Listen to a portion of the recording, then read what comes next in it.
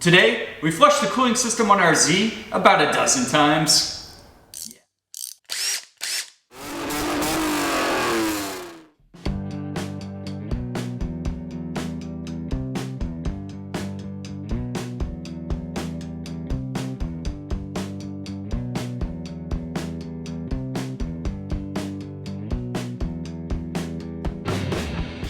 Welcome back to the Auto Obsessive Garage. Chadwick with you again for another installment of Turbo Z32. That's our 1990 300ZX Twin Turbo. Yeah, that brown coolant, not gonna fly, especially for a car that's known to get a little warm when pushed. So, in the hopes of cleaning things up, we're gonna do about a dozen flushes, as we said before. It's a really dirty system. I'm gonna walk you guys how to do it appropriately, how to really get in there and make sure you're cleaning out everything, because you don't want to put new coolant in just to find out it turns this rusted brown color again and wasting that sweet, sweet money. Let's get in the garage and get a little wet. Perfectly inappropriate. It's now time for us to swap out that disgusting coolant, flush the system and put some fresh coolant in.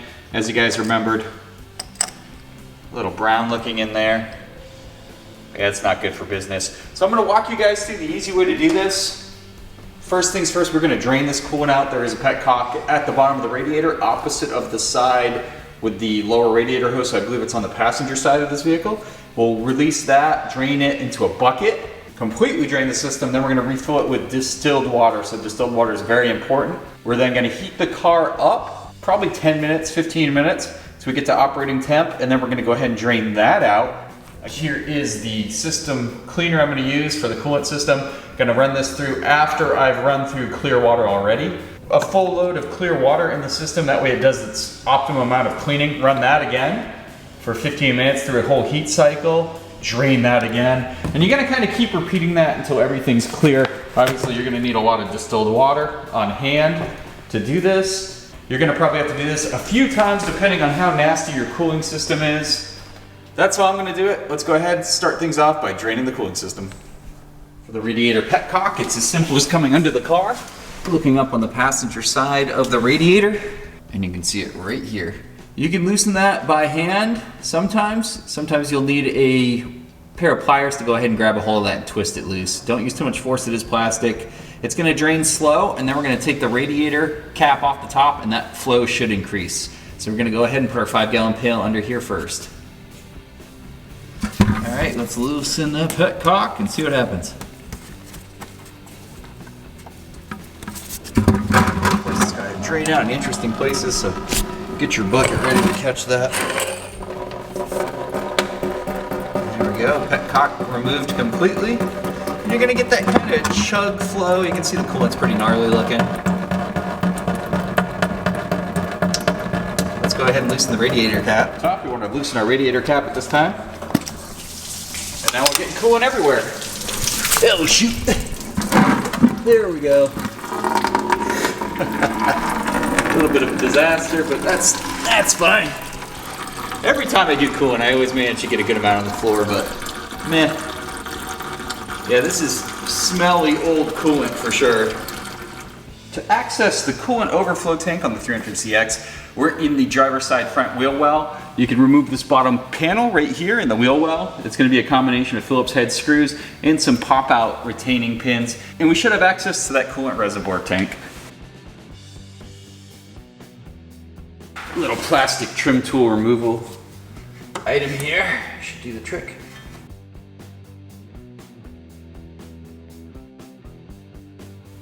As you can see, here's the coolant reservoir tank right here behind this panel. I'm going to clean up this so we can see the fluid level in here a little better. Here's a better view of that coolant overflow reservoir. You can see it's pretty cleaned up, easy to see. There's a little coolant, it looks like, at the bottom. So there is that hose on the bottom right. You can see over there, just above the brakes. We're going to go ahead and slide that off and see if any more coolant comes out of there. You can already see it dripping, so there's some coolant in there. Of course, you want to make sure this is drained completely. Use a screwdriver and carefully pry it off this plastic little tube end here. And that coolant's really clean. Huh. Again, let that drain into the bucket. It is nice seeing green coolant coming out of something. Go ahead and let that completely drain. We want it to be part of our coolant flush. Eventually it'll slow to a drip like you're seeing right now. Once we're done draining, go ahead and slide the hose back on there. And you can simply pinch this or use pliers to slide it back on and secure the hose in place.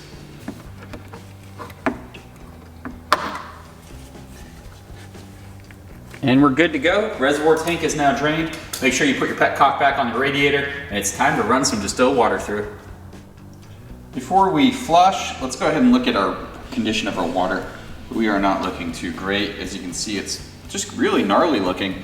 Now, when I was draining the main radiator and coolant system, I checked to see if the last few drips were gonna be oily or like thick of oil, just in case you have any concerns of head gasket. Of course, it was the same uniform color. This, to me, looks like a combination of old coolant, or someone might have thrown Dex Cool, the orange coolant, in there and mix it with the green. I've seen this before, but yeah, we don't have any separation. It's not cloudy or milkshakey like oil's mixed in there.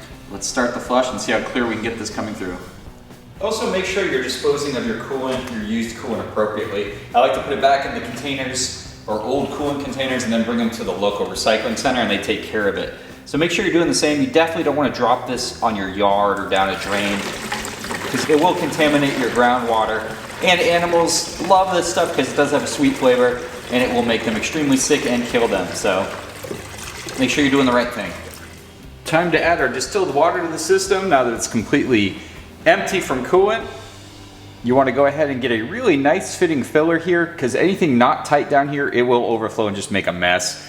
So let's go ahead, start adding our distilled water. We're going to top it off. We're going to leave the cap off when we start heating up the car, because as the car comes to temperature, it will drink down more of that distilled water. And that's what we want it to do. We want it to be full and circulating through the system. And when it's done with that, we're going to let it cool down enough, drain it again, and repeat the process, that time adding our super coolant cleaner.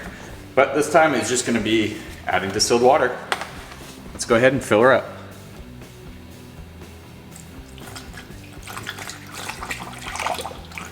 All right, after our first just water flush, you can actually see the bottom of the bucket. It doesn't look as bad at all. It's still crusty, rusty colored. Even if you bring a flashlight, it's kind of opaque, but somewhat transparent now. I think it's an improvement for sure.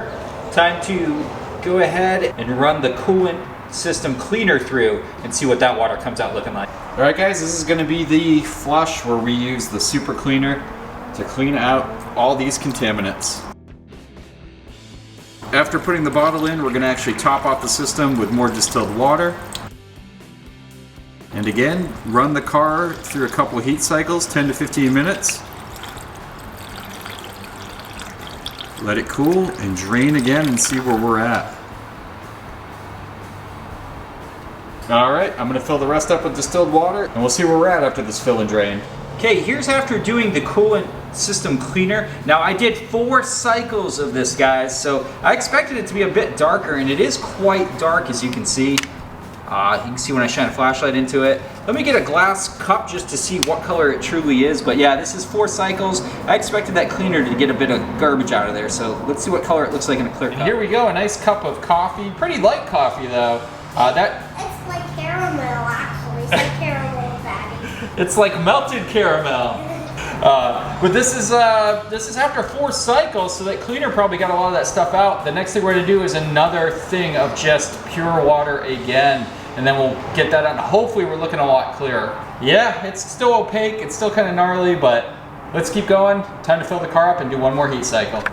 I wanted to show you guys that after dumping out the coolant from that last one with the cleaner, there was a lot of sediment in the bucket, and I took a paper towel to it and it's chunky, like kind of like rust particles. I think we can keep flushing it, but this is clearly the issue. I'm seeing all kinds of like crust, whether they ran just pure water at one point and it caused some internal rust, or the wrong coolant, or just really old coolant. Can't tell. Either one of those could be a good cause. We'll go ahead and rinse it out again with that distilled water, and hopefully we're looking clearer. I even got some of the brown fluid on my arm here, and you can see it's very, very kind of chalky, rusty, and that's how you know you're dealing with some kind of sedimentation, some kind of rust within your cooling system. Good times. If that was just motor oil, it would soak in. But yeah, this is definitely rust. Well, after running about 8 heat cycles of 15 minutes each with the cleaner in there, and I did use 2 bottles of the cooling system cleaner to really concentrate it because I'm still getting so much brown water and sediment. This is what I got.